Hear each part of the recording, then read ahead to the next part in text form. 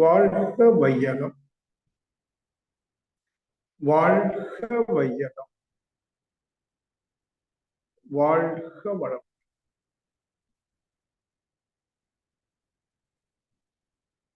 குருவே துணை. குருவின் திருவடி போற்றி. திருவடி சரணம். அன்பர்கள் அனைவருக்கும் வணக்கத்தினை வாழ்த்துக்களை தெரிவித்துக் கொள்வதில் மகிழ்ச்சி அடைகின்றேன்.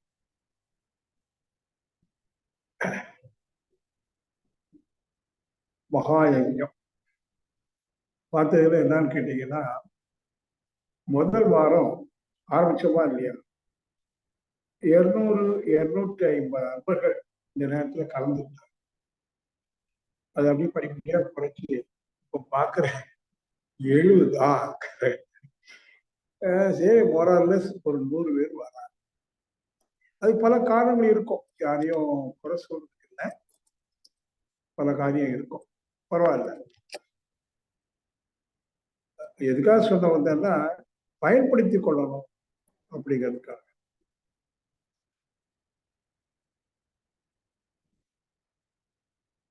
குறிப்பா தியானம் என்கிற ஒரு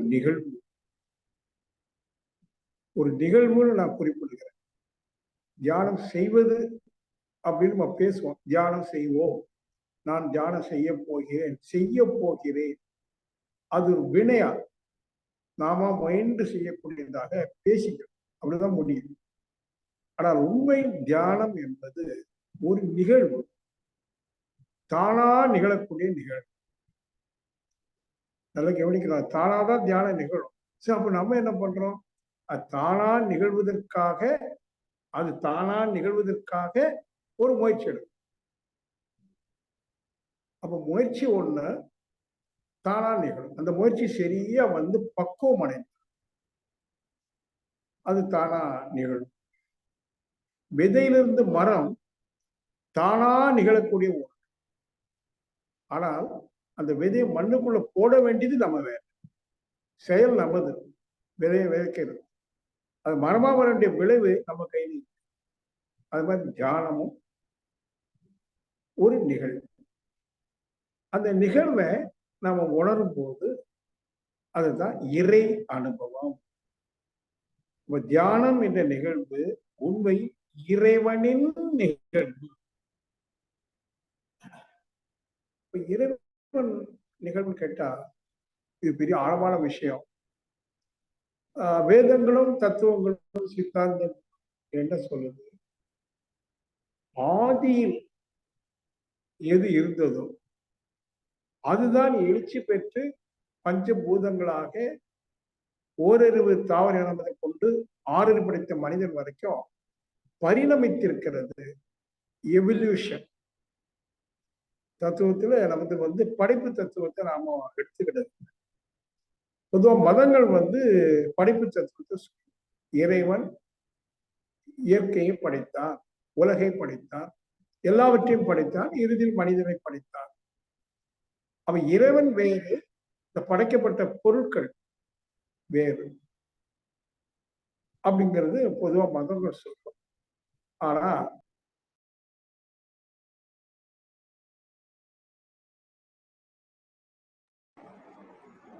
உணர்ந்தவர்கள் வேற.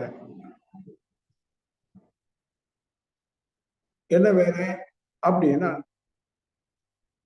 ஆதின்னு ஒரு நிலை இருக்கு, அதுல இருந்து எல்லாம் தானாக வெளிப்படுதுன்னு சொல்றாங்க. யாரும் படைக்கல, தானாக. அதை வச்சு ஒரே ஒரு இடத்துல சைவ சித்தாந்தம் அழுத்தமா சொல்லுது. அதுக்கு பேரு சுயம்பு லிங்கம்னு ஒரு பேர். அதாவது லிங்கம்னா வெளிப்பாடு. இது எப்படி வெளிப்பட்டது? சுயம்பு. லிங்கம் சுயம்பு லிங்கம், தானாக வெளிப்பட்டு. இங்க லிங்கம்னு குறிப்பிடுவது இந்த இயற்கை பிரபஞ்சம் தானாக வெளிப்பட்டிருக்குங்கிறத நீங்க வச்சுக்கணும். அப்படி தானாக வெளிப்பட்டதுன்னு அது தானாக வெளிப்படுவதற்கு முன்பு நான் வெளிப்பட போகிறேன் என்று அதுக்கு தெரியாது. Without its knowledge, without its desire, விரும்பியோ அறிந்தோ முயன்றோ ஆதியில் இருந்த மெய்ப்பொருள் எல்லாமாக வெளிப்பட பின்ன சுயம்பு அது தெரியாது, தானா வெளிப்படும். ஒரு மொட்டு மலருது, மொட்டுக்கு தெரியாது தான் மலர்கிறோம்னு தெரியாது. மலர்ந்தா வாசனை வரும், நம்ம வாசனை கொடுக்குறோம்னு தெரியாது. யாருக்கு தெரியும்? அந்த பயனாளின்னு சொல்றோமே, கன்சியூமர். அந்த மலர்ந்து வரக்கூடிய வாசனை யாரு அனுபவிக்கிறான்? கன்சியூமர். அவனுக்கு தான் தெரியும் மலர் மொட்டா இருந்தது, மலர்ந்தது, வாசனையை தருகிறது. அது போல ஆதியில் இருந்த மெய்ப்பொருள் சிவம், அது சிவம்னு பேர் கொடுப்போம், அது இறைவன் பேர். இறைவனை தானாக சுயம்பா சக்தியாகி விண்ணாகி அணுவாகி அப்புறம் அதெல்லாம் இணைந்து பௌதிக பிரிவுதான். காற்று, நீர், நெருப்பு, ஆகாசம், நிலம், பிறகு அதுல இருந்து ஓரறிவு தாவர இனங்கள், படிப்படியா ஒன்றிலிருந்து மற்றொன்று, ஈரறிவிலிருந்து மூன்றறிவு, அப்புறம் கடைசியில 5 அறிவு விலங்கு. அந்த விலங்கிலிருந்து மனிதன் இந்த உடல் எடுத்துவார். இப்படி ஒரு சரித்திரம். இத பரிணாம வளர்ச்சியில் இப்ப கடைசியா வந்திருக்குது எது அப்படின்னா மனிதன். மனிதனிடம் மனித மனம், இன்றைக்கு இருக்கிற மனம், இந்த மனதின் மூலமாகத்தான் இறைவன் வெளிப்பட முடியும், வாசனை வெளிப்பட முடியும். மலர்ல இருந்து வாசனை, மலர் வரதுக்கு முன்னாடி மொட்டு, மொட்டுக்கு முன்னாடி செடி, செடிக்கு முன்னாடி விதை, விதை என்பது ஆதி, அதுல இருந்து வெளிப்பட்டு தொடர்ந்து வளர்ந்து கொண்டே இருக்குது செடியும். செடி சரியா பக்குவம் அடையும் போது மொட்டு விடாது. அப்புறம் மொட்டு 2 நாள் 3 நாள்ல மலராயிடும், வாசனை வெளிப்பட்டு. அப்ப விதை ஆதி, வாசனை அந்தம். அதுபோல சுத்தவெளி மெய்ப்பொருள் அது இறைவன் ஆதி, மனித மனம் அந்தம். அப்ப இந்த அந்தம்னா கடைசி.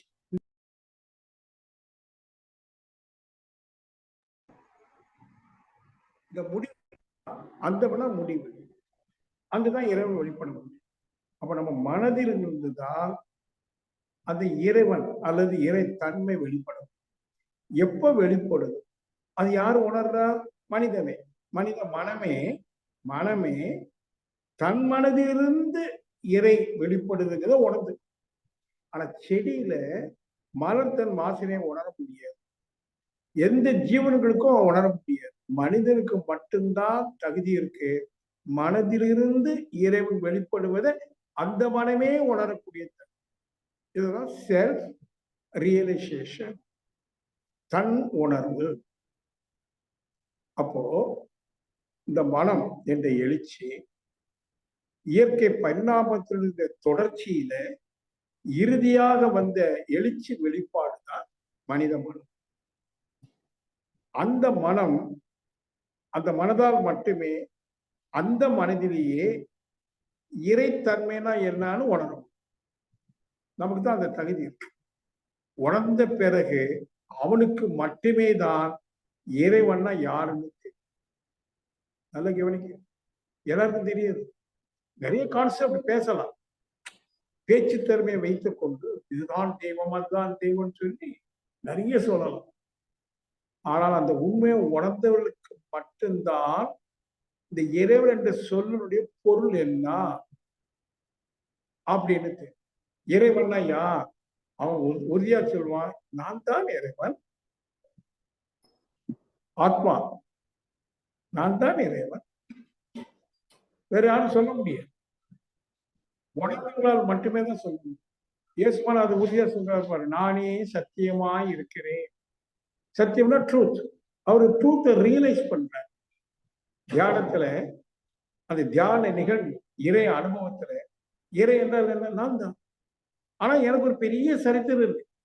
நான் இதுக்கு முன்னாடி விலங்கா இருந்தேன், தாவரமா இருந்தேன், பஞ்சபூதங்களாக இருந்தேன், எல்லையற்ற பரம்பொருளாக இருந்தேன்.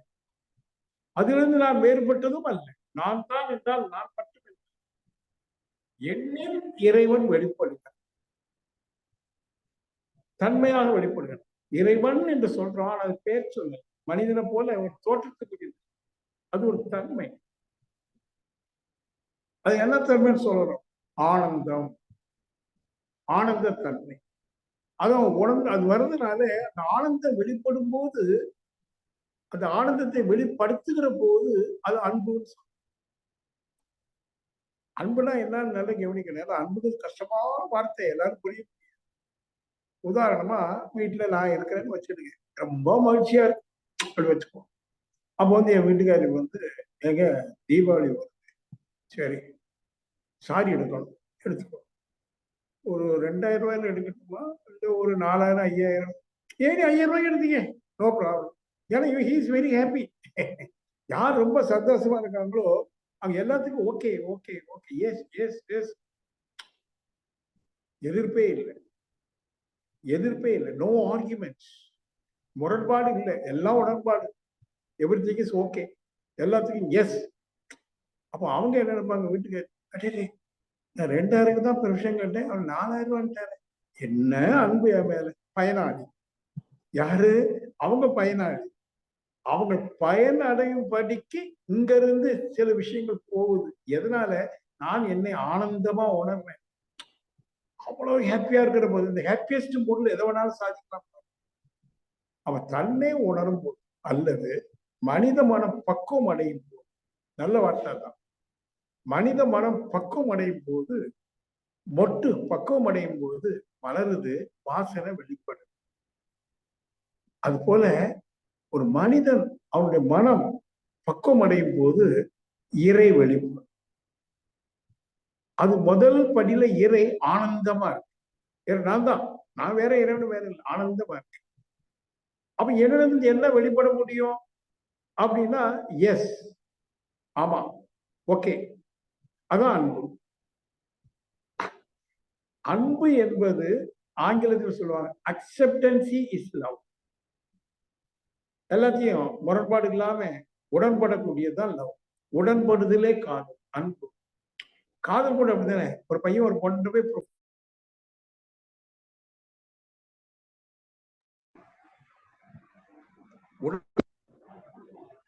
ஏற்றுக்கொள்ளுதல். இந்த வார்த்தைகளுடைய நீங்க தான் புரிஞ்சுக்கணும். உங்க மனைவியோட நீங்க உடன்பட்டுட்டீங்கன்னா மனைவி என்ன சொல்லுவாங்க, கணவர் என் மேல ரொம்ப முரண்படவே இல்லை, எங்களுக்குள்ள முரண்பாடே கிடையாது, அன்பு இருக்கு. எப்போ முரண்பாடு இல்லாம இருக்க முடியும்? நல்ல ஹாப்பியஸ்டும் போகுது, எப்பவுமே மகிழ்ச்சி. யார் எப்போதும் மகிழ்ச்சியா இருக்க முடியும்? பக்குவம் அடைந்த மனதில் அந்த இறைத்தன்மை வெளிப்படுகிற போது, இறைத்தன்மை என்பது வேற ஒண்ணு இல்லை, மகிழ்ச்சி, ஆனந்தம், பிளிஸ்ஃபுல்னஸ். Godliness is பிளிஸ்ஃபுல்னஸ். அப்ப அது நிகழணும், மொட்டு விரியும். ஆக இறைத்தன்மை தானாதான் சுயம்பு. அது எங்க யார்கிட்ட வெளிப்படும்? யாருடைய மனம் பக்குவமா இருக்குதோ மலர்வதற்கு. மொட்டு ஒரே நாள் மலர்ந்ததுக்கு அது 2 நாள் ஆகுது. ஏன்னா அதுக்கு ஒரு பக்குவம் வேணும். மலர்வதற்கு ஏதோ ஒரு ப்ராசஸ் நடக்கு பாருங்க. கரெக்டா அந்த ப்ராசஸ் வந்தது மலர், வந்தது உடனே வாசம். ஆக அன்பர்களே, என்ன சொல்ல வாரேன், இந்த இயற்கையில் ஒரு பெரிய ரகசியம் இறைவன் என்று சொல். The great secret is God. பெரிய ரகசியம், சிதம்பர ரகசியம். அந்த இறைவன் என்ற ரகசியம் வெளிப்படக்கூடிய இடம் மனித மனம் மட்டுமே.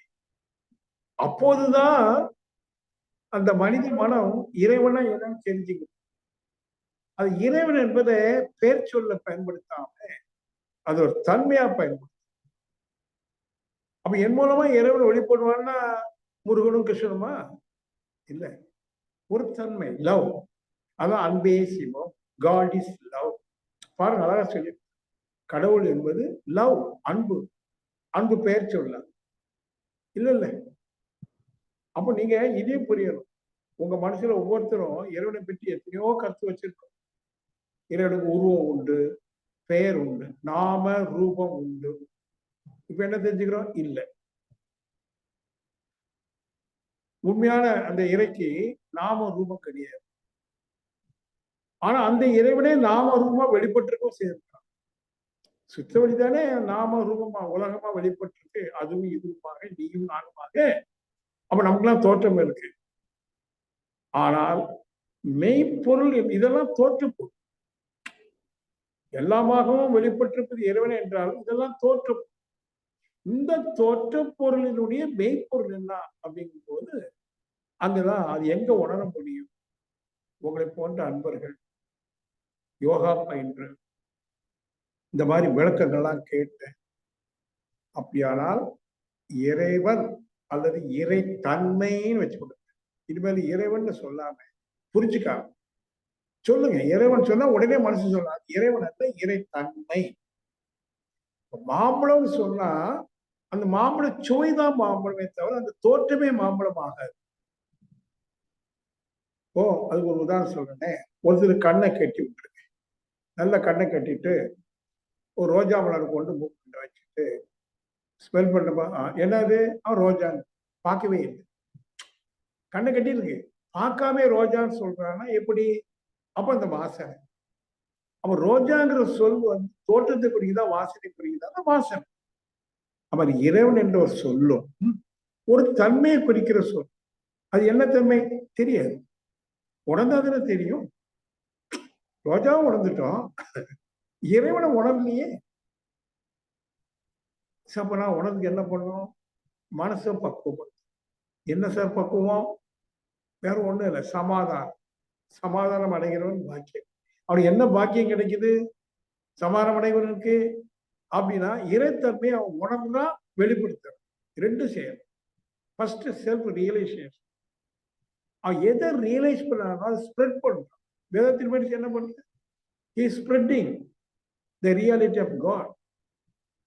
He is spreading. Buddha spreading. Jesus spreading.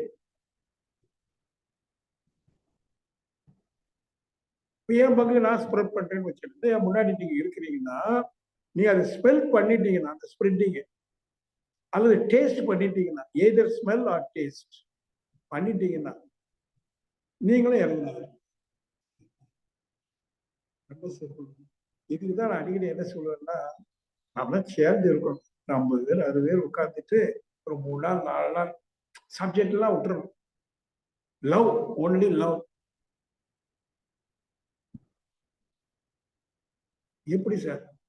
வந்து உட்காருவோம், 2 நாள் 3 நாள் உட்காருவோம், அடுத்த மாசம் உட்காருவோம், அதுக்கு அடுத்த மாசம் உட்காருவோம், தொடர்ந்து ஒரு 10 மாசம் உட்காருவோம். 10 மாசம் குழந்தை பிறந்த மாதிரி இறைவன் பிறந்துருவான்.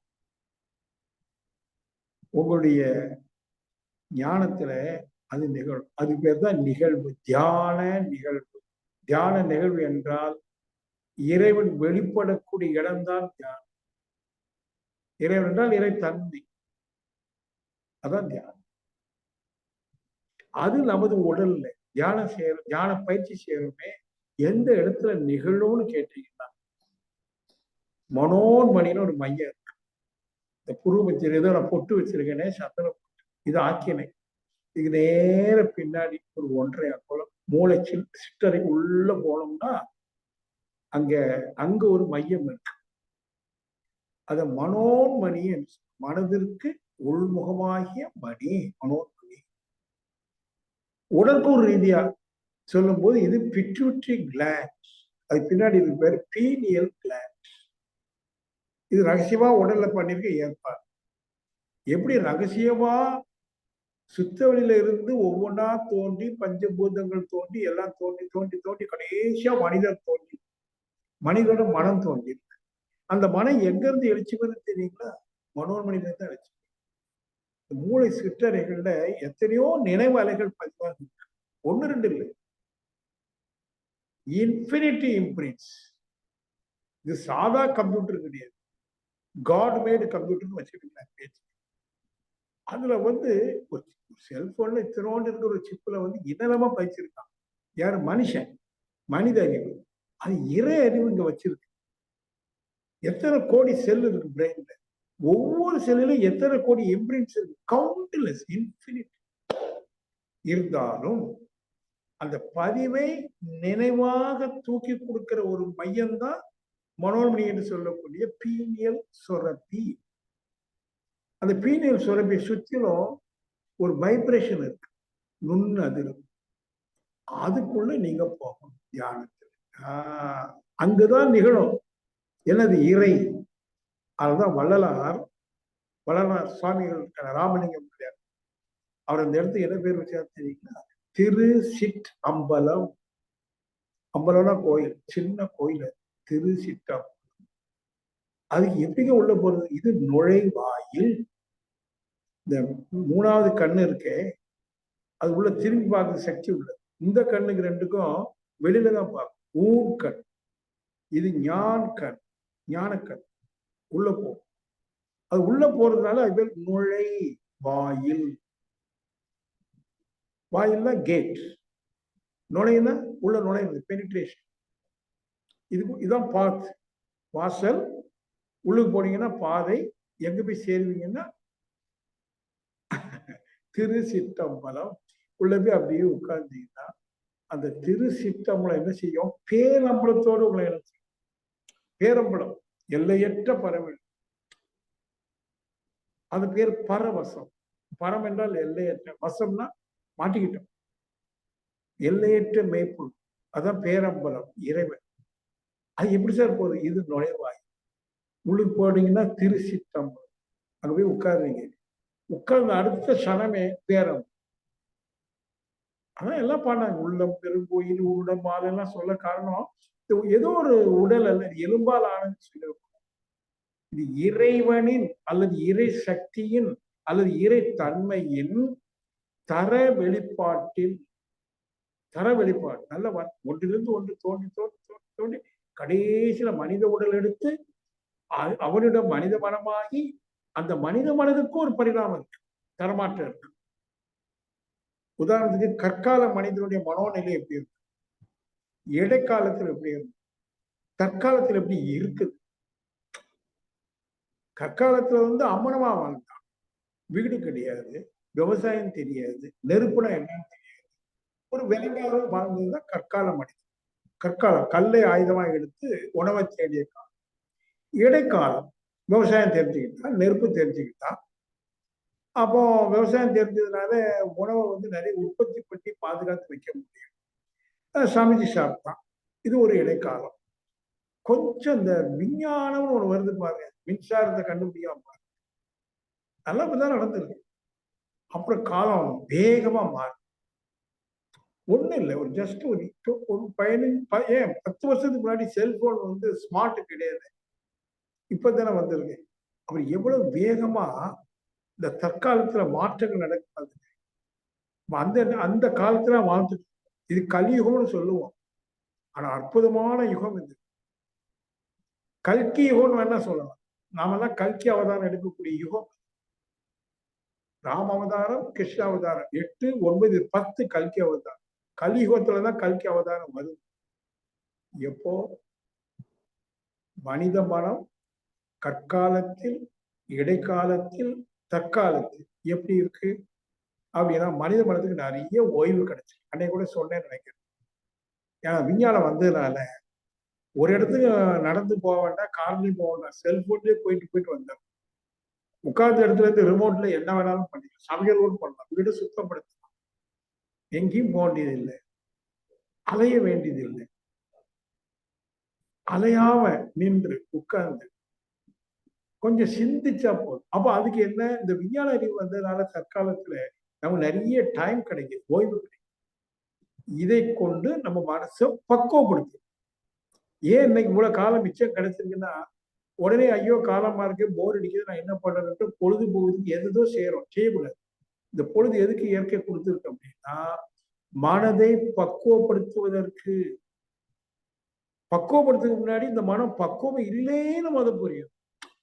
நான் பக்குவம் அடையல ஐயா, அஞ்ஞானியா இருக்கிறேன், அறியாமல் இருக்கிறேன், இயலாமல் இருக்கிறேன்னு முதல்ல புரிந்துக்கணும்.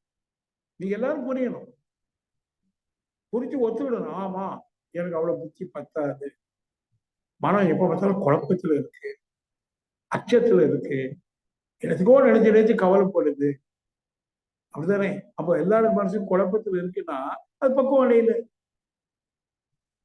காயா இருக்கு, இன்னும் கனி இல்லை. அப்போ மனதை பக்குவப்படுத்த எதை நோக்கி பக்குவப்படுத்துறோம்? சமாதானம்.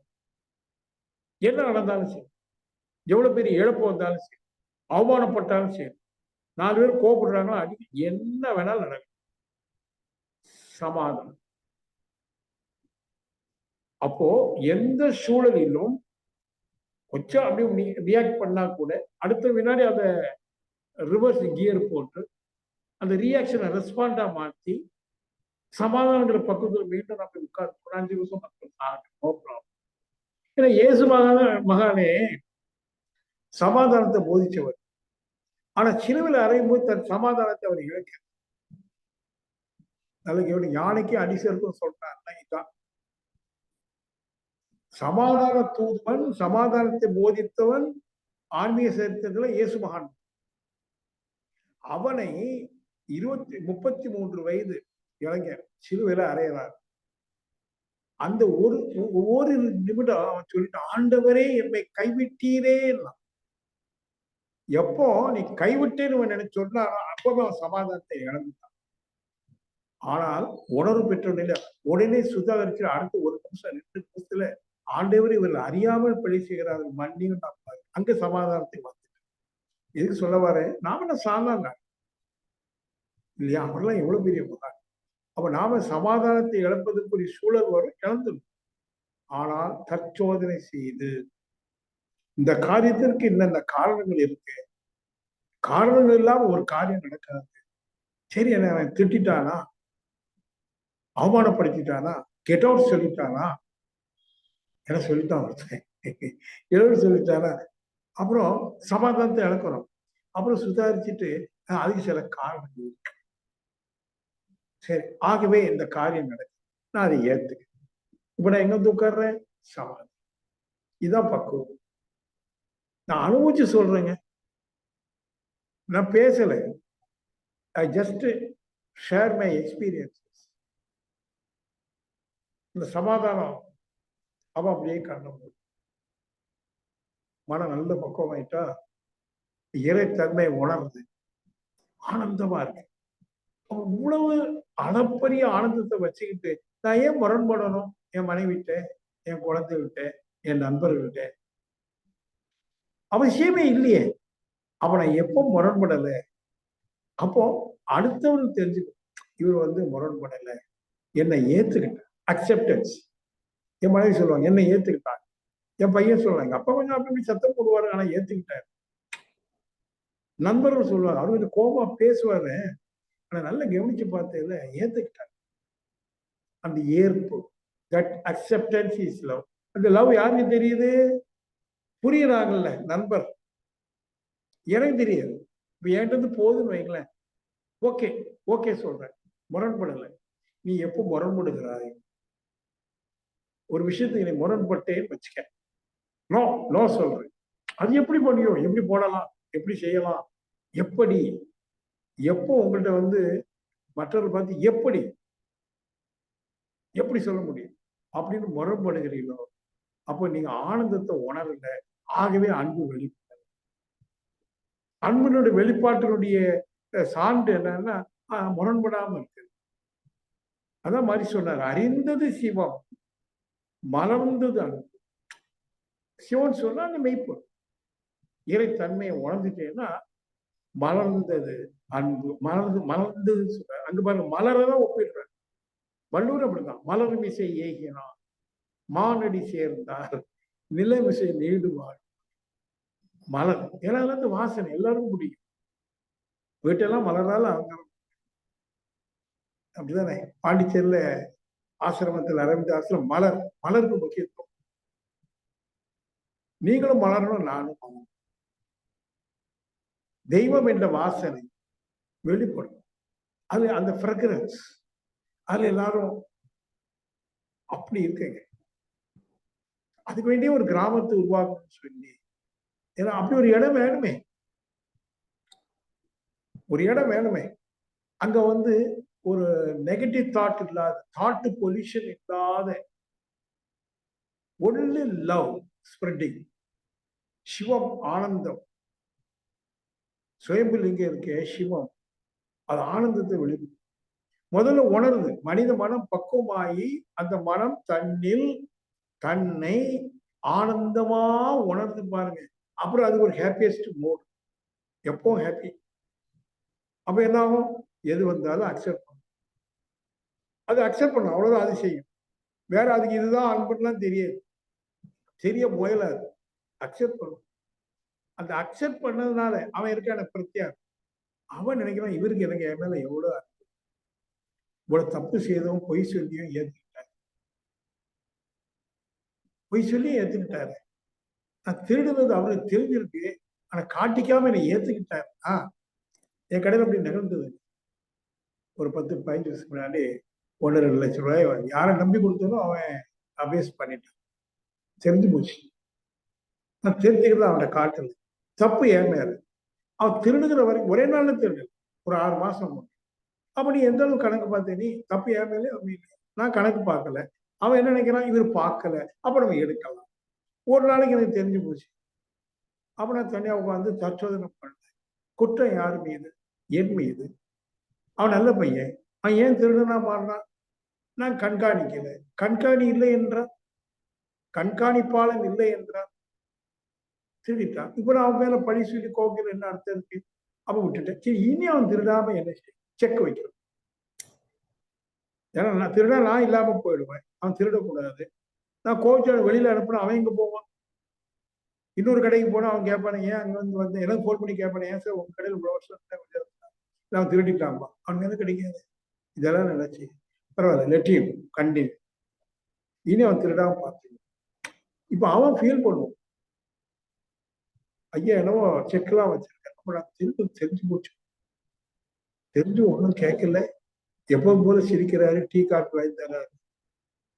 அப்பா சாமி, வாட் இஸ் லவ்னு அவனுக்கு தான் தெரியும்.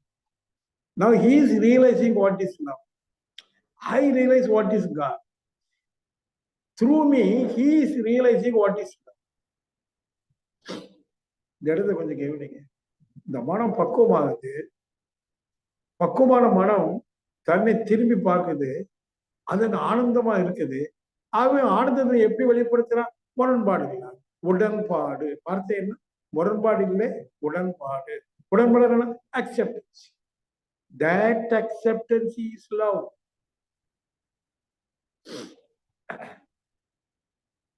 கேட்ச் பண்ணிக்கிடுங்க. இப்ப நாம வந்து சாமி எல்லாம் கும்பிட வேண்டாம், தியானம் கூட பண்ணட்டா பரவாயில்லை. அர்த்தம் பண்ணு, பண்ணலைன்னா பரவாயில்ல. ஆனா எது கட்டாயம் பண்ணும்? மனதை பக்குவப்படுத்தணும். எனக்கு நிறைய பேர் தெரியும், நீண்ட காலம் பயணிக்கிறாங்க, பக்குவமே அடைய மாட்டாங்க. ஒரு வாய்ப்பு வரும்போது தான் தெரியுது இப்ப பக்குவம் அடையல. அவங்ககிட்ட இருந்து ஒரு விஷயம் வெளிப்படுது. ஓ, இவ்வளவு வருஷம் ஆசிரியர்கள் பக்குவம் அடையல. நானும் ஒரு காலத்துல பக்குவம் அடையாம தான் இருந்தேன். விதையா இருந்தேன், செடியா வந்தேன், பிஞ்சானேன், அப்புறம் மலர்ந்தேன், காய்ந்து இப்ப கணிச்சிருக்கேன்னு எனக்கு தெரியும். உங்களுக்கு தெரியும்னு அவசியம் கிடையாது. கேட்கலாம், சார் நீங்க வந்து கணிச்சிட்டீங்கன்னு எங்களுக்கு எப்படி தெரியும்? உங்களுக்கு தெரியுதுக்காக நான் கணியிலேப்பா. எனக்குள்ள கனிவு வருது, நான் உணர்ந்து. என் மனம் என்ன உணர் மனதே உணர்ந்து. வெளியில கொஞ்சம் வேற மாதிரி ஆக்ட் பண்ணணுங்கிறாரு இயேசு. அதுவும் இயேசுதான் சொல்றாரு. நீ உண்மையை உணர்ந்த பின்னும் மாயைக்கு உன்னை ஒப்புக்கும்.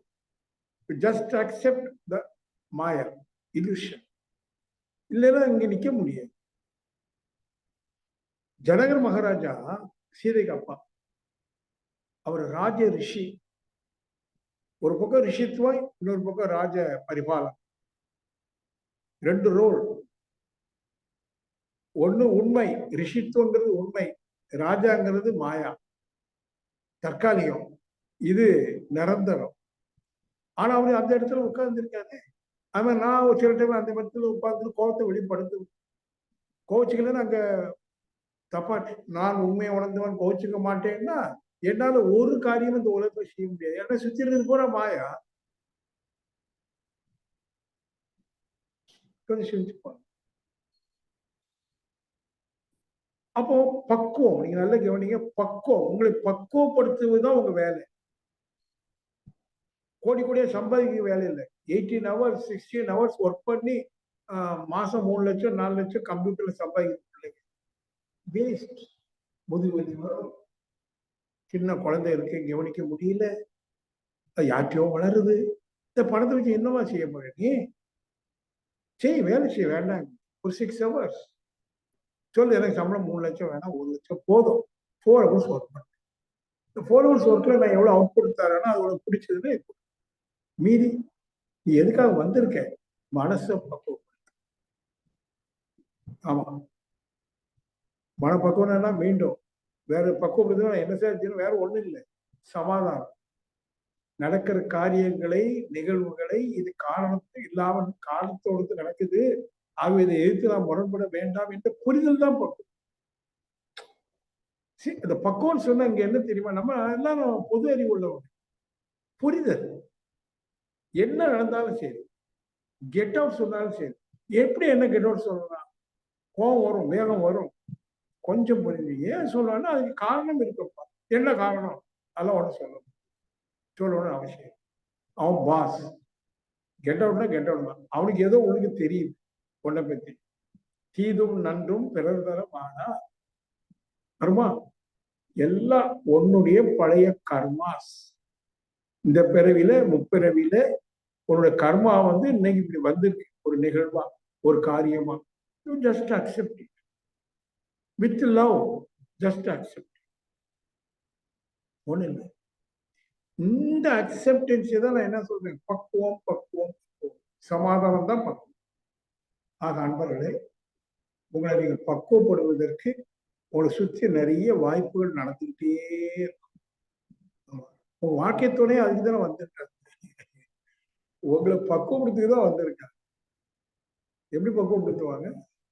ஒரு காய் பறிச்சுட்டு வந்தாச்சு, வாழைக்காய், வாழையில இருந்து வெட்டியாச்சு, சீக்கிரம் பழுக்கணும், அதுக்கு சூடு போடுவாங்க, அது பேக்கேஜ் கொடுத்து ஒரு உஷ்ணத்தை கொடுப்பாங்க, அது பழுத்துடும். அது மாதிரி ஒரு வாழ்க்கை துணை உங்களுக்கு உஷ்ணத்தை கொடுப்பாரு, போச்சுப்பாரு, சண்டை போடுவாரு, என்ன வேணாலும் செய்வாங்க, மாறி மாறி செய்வாங்க. கணவன் மனைவியை, மனைவியை கணவனை. ஒருத்தர் ஒருத்தர் பக்குவப்படுத்துக்கு இறைவன் கொடுத்த ஒண்ணுதான் துணை, வாழ்க்கை துணை. ஆனாலும் இனிமேல் உங்க மனைவியோ கணவனையோ அவங்க எடுத்து ஒண்ணு சொல்ல அவனை நினைச்சேன், இந்த மனுஷன் இப்படி இருக்கானேன்னா அப்படி இருக்கு, ஏன் உனக்கு ஏற்றவாறு அனுப்பியிருக்கான் இறைவன். உன்னை சரி பண்ண, நீ சரியாக மாதிரி தெரியல, அவன் வந்து உன்னை சரி உன்னை பக்குவப்படுறதுக்கு வந்து. இப்படி ஒருத்தர் ஒருத்தர் புரிஞ்சுக்கிட்டு ஏத்துட்டேன்னு வைங்களேன், அன்னைக்கே பக்குவம் ஆயிடும். இவ்வளவு வருஷம் சேர்ந்து வாழ்ந்தீங்கல்ல கணவன் மனைவி, இது வரைக்கும் நீங்க உங்க கணவனையோ அல்லது உங்க மனைவியோ நீங்க ஏத்துக்க, ஏதோ உங்க தேவைக்கு அவங்களை பயன்படுத்திட்டீங்க, ஏத்துக்க. இந்த மனுஷன் இப்படியா அல்ல இந்த மனுஷி இப்படியான்னு மாறி மாறி பேசும். நீங்க என்ன நினைச்சுடுங்க, இவங்க மூலமா எனக்கு துன்பம் வருது, பெத்த பையன் மூலமா துன்பப்படுற அப்பா அம்மா நிறைய இருக்காங்க, வரட்டும். யாரெல்லாம் அவங்களை துன்பப்படுத்துறாங்களோ அவங்களுக்கெல்லாம் நன்றி சொல்லு. ஏன்? நீங்க துன்பப்படுறத ஏத்துக்கிட்டீங்கன்னா நீங்க புடம் போடுறீங்க, உங்களை புடம் போடுறது இயற்கை, உங்க மாசுகள் எல்லாம் உங்களை விட்டு போகுது, நீங்க தூயவனை ஆகிட்டே, அதாவது பக்குவம் ஆகிட்டே இருக்கீங்க. 2 வருஷம் 3 வருஷம் ஆகட்டும். இன்னைக்கு நீங்க என்ன புரிஞ்சுக்கிடுங்க, சரி அப்ப இது வரைக்கும் சரி என்ன பக்குவப்படுத்துக்கு தான் இவங்கெல்லாம் இப்படி நடந்துக்கலாம், சரி பரவாயில்ல, நான் இனிமேல் இவ்வளவு குறைச்சு வெறுக்க மாட்டேன், ஒதுக்கவும் மாட்டேன், கோச்சிக்க மாட்டேன், வெறுக்க மாட்டேன், ஒதுக்க மாட்டேன். I just accept these people. I just accept it. அந்த ஏற்பை கொண்டு வந்துட்டீங்கன்னா, கொண்டு வந்தா மட்டும் போறாது, நாளைக்கு மிஸ் பண்ணிருக்கும். இனி என்ன நடந்தாலும் ஏத்து, எவ்வளவு லாஸ் வந்தாலும் ஏத்து, அதுவும் வரும். அந்த ஏற்பு திறன் சமாதானத்தை உங்களுக்கு கொடுத்துரும். சமாதானமே பக்குவம். சமாதானம் அடைந்து பிறகு கண்ண முறை, இதான் மனசனுடைய உச்சம். Peace of mind is the peak. அதோட அப்படியே கண்ணம் ஒன்றும் மறந்து அப்படியே நான் என்ன பார்க்கிறேன்னு நினைச்சிட்டு அப்படி இருந்தீங்கன்னா போதும். இறைத்தன்மை இந்த மனசுல வெளி மறந்துச்சு இல்லையா, வாசனை தானா. அந்த வாசனை நீங்க ஸ்மெல் பண்ணுங்க, ஃபர்ஸ்ட் நீங்க தான் ஸ்மெல் பண்ணுங்க. அப்புறம் ஸ்ப்ரெட் நீங்க பண்ண முடியும். அதுவும் சுயம்பு தான். ஸ்ப்ரெட்டிங் இஸ் ஆல்சோ சுயம்பு, ஸ்பான்டேனியஸ். அந்த எல்லைக்குள்ள யாரெல்லாம் வராங்களோ அவங்களாம் என்ஜாய் பண்ணுங்க.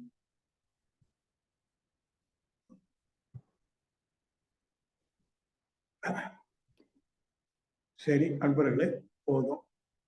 வர 25ஆம் தேதி ஞாபகப்படுத்து, கோயம்புத்தூர்ல வேதாந்தர் மகிழ்ச்சி ஆன்மீக கிராமத்தினுடைய ஒரு முதல் கொஞ்சமா சில விஷயங்களை கட்டி சமுதாயத்துக்கு கொடுக்குறோம். நீங்க வாங்க. அன்னைக்கு தைப்பூசம் வியாழக்கிழமை காலை ஒரு 9:30 மணி சுமாருக்கு திறப்பு விழா இருக்கும். ஒரு வாட்ஸ்அப்ல எல்லாம் அறிவிப்பு கொடுத்துட்டு இருக்காங்க. சிரமம் பார்க்காம வாங்க, அங்க சந்திக்கலாம். அடுத்த ஒரு வருஷத்துக்குள்ள அநேகமா எல்லா கட்டடமும் கட்டப்படும். அப்புறம் என்னைக்கும் திருவிழா தான். எல்லாரும் சேர்ந்து ஆடுறதுக்குன்னே நான் ஒரு பிளாட்ஃபார்ம் ரெடி பண்ணேன். ஆடுவதற்கும் பாடுவதற்கும். கிருஷ்ண லீலா, அது பேர் பிருந்தாவன். எங்க அம்மா அப்பா எனக்கு பேர் வச்சது ராதா கிருஷ்ணன். பிருந்தாவனத்தில் யாரு விளையாடிட்டு இருக்காங்க? கிருஷ்ணனும் ராதையும். நான் தான் நான் மனசுல அப்படி நினைச்சு ஆடுவேன். எனக்கு பேர் எப்படி கொடுத்தாங்க? எங்க அப்பா அம்மா நன்றி சொல்லு. உங்களுக்கு எப்படியோ தெரியுமோ எதிர்காலத்துல இப்படி ராதையும் கிருஷ்ணமா வடிவெடுத்து ஒரு பிருந்தாவனத்தை உருவாக்கி அங்க பலரோடு சேர்ந்து சந்தோஷமா ஆடுதல்னா சந்தோஷம். ஆடலும் பாடலும், ஆடிக்கொண்டே பாடிக்கொண்டே.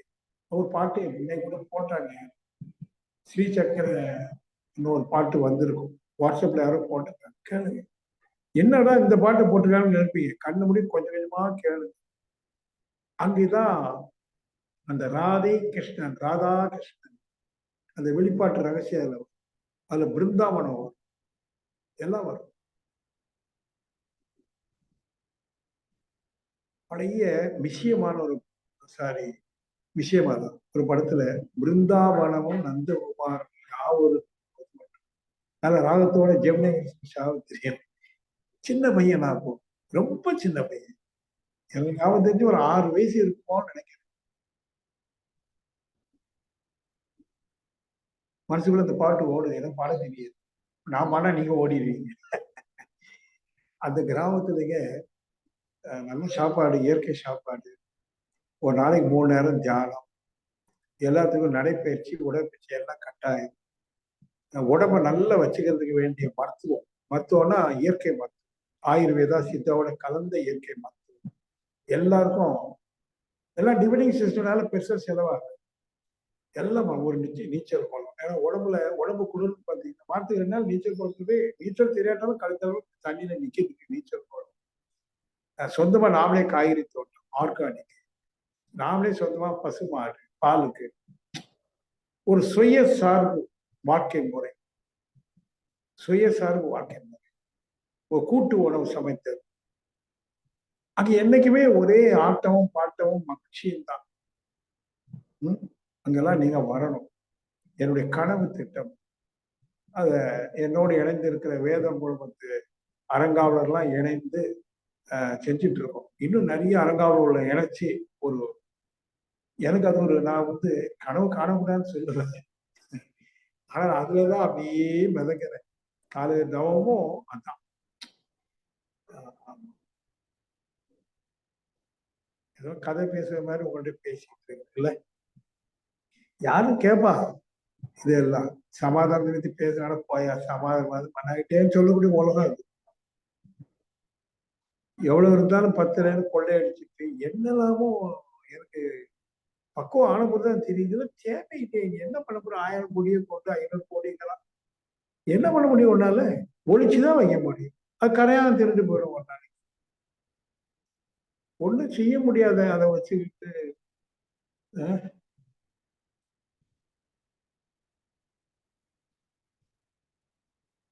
என் பக்கத்துலதான் என் மனைவி இருக்கிறதுனால அவன்கிட்ட தான் சொல்லி போகலாம். ஏன்னா டெய்லி வாட்ஸ்அப் இதுல இந்த யூடியூப்ல எல்லாம் மெசேஜ் எல்லாம் வந்து பாருங்க.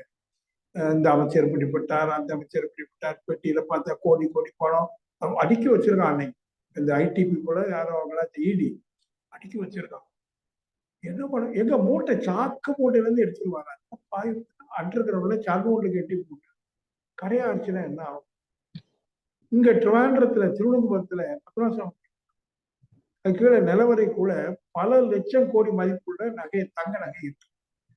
கோர்ட்ல கூட சொல்லிட்டாங்க, அது அந்த ராஜகுலம் கொடுத்துருக்காங்க. அவங்க என்ன சொல்றாங்க, இதை காவுக்கிறது தான் எங்களுக்கு இறைவன் படைச்சது. ஆமா, பல லட்சம் மதிப்புள்ள தங்கத்தை, தங்க நகைகளை கீழே போட்டு பூட்டி போய் பாதுகாத்துட்டு இருக்கலாம். எதுக்காக ஆகுவாங்க? கடவுள் கேட்டார், எனக்கு தங்க நகை போட்டு, சரி அப்படியே எடுத்து மாற்றீங்களா? அது என்ன ஒரு மனத்துல அதை எடுத்தா கேரளா ஸ்டேட்டையே ஒரு பொற்காலம் ஆக்கியாரு. பணத்தை வச்சு என்ன பண்ண முடியும்? நல்லதுக்கு தேவைப்படும், பூட்டி வச்சீங்கன்னா நிறைய பணம் இருக்க, தாராளமா நல்ல செலவு பண்ணுங்க, உங்க மகிழ்ச்சிக்காக பண்ணுங்க, இல்லாதவர்களுக்கு ஏதாவது செய்து கொடுங்க, முடிஞ்ச அளவு. ஆமா, ஒரு நல்ல ஒரு அறநெறி நின்று வாழக்கூடிய ஒரு மனிதனை நம்ம உருவாயிட்டோம்னு சொன்னா வச்சிருக்கேன். இந்த விவேகானந்தர் சாதிக்கிறவங்க துடிச்சிட்டு சின்ன வயசுல போயிட்டான் விவேகானந்தர்.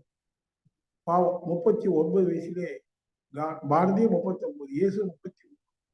அவங்க கண்ட கனவு உலக சமாதானம், அன்பு. வேணுங்கிறத சொன்னா, if you want to find god serve men. நீ இறைவனை உணரணுமா, சக மனிதனுக்கு நீ உதவி செய். அதுக்காகவே தான் கிராம நம்ம செய்யணும். அதன் மூலமா ஒரு மாடல் வில்லேஜ். இதெல்லாம் எதுக்கு சொல்றேன்னா, உங்களுடைய ஒத்துழைப்பு, ஆதரவு, ஊர் கூடி தேர் இழுப்பது போல நாம் அனைவரும் கூடி வேதாத்திரை கருத்து, இங்க தேர்வு சொல்றது வேதாத்திரை கருத்து தான் தேர். அது ஊர் கூடி நம்ம எல்லாரும் சேர்ந்து அதை கொண்டு சமுதாயத்துக்கு சேர்க்கணும் இல்லையா? சரி, போதும். இது சொன்னா இது சொன்னதே தான் சொல்லிட்டு, ஆமா சொன்னதே தான் சொல்லிட்டு, எனக்கே தெரியுது சொன்னதே. சரி, போட்டு